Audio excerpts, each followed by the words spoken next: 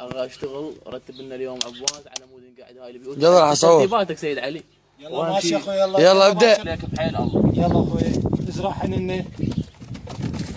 هم يزرعون لنا عبوات احنا بنزرع لهم عبوات ان شاء الله. والديهم اليوم ان شاء الله.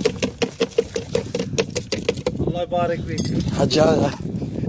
هذا الموقف احنا ان شاء الله مسافرين حاليا ما عندنا شيء.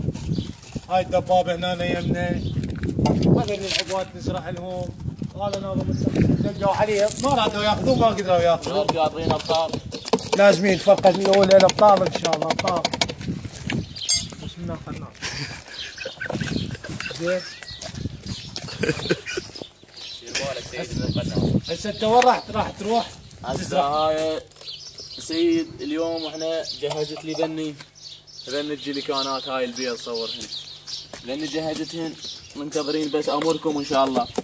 اليوم ان شاء الله نقعد هذا البيت وراح اجيب المصادر مال العبوات القديمه وادفنهن واجي.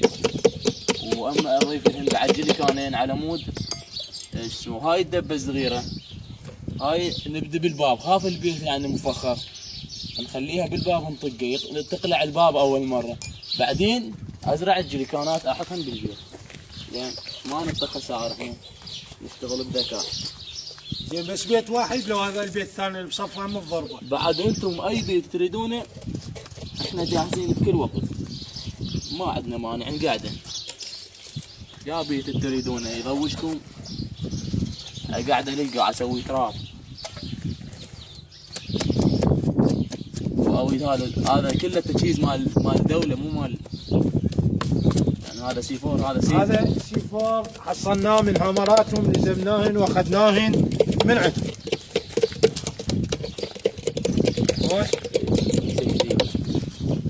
هاي جورة يفجرون جسر.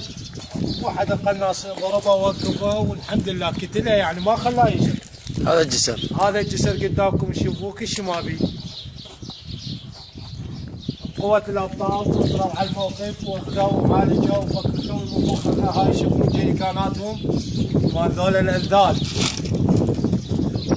زين واحنا استغليناهن إن شاء الله راح نفجر بيهن البيوت. هاي البيوت يستخدمونها لقنص الجيش العراقي. يعني احنا ما نخرب بيوت ايش جيب الجان بس يستخدموها للقنص او يفخخوها. فاحنا نضطر ان نسوي هذا الشيء ولا هو هذا مو شغلنا. أنا استودعكم الله. الله يك سيد الله يك.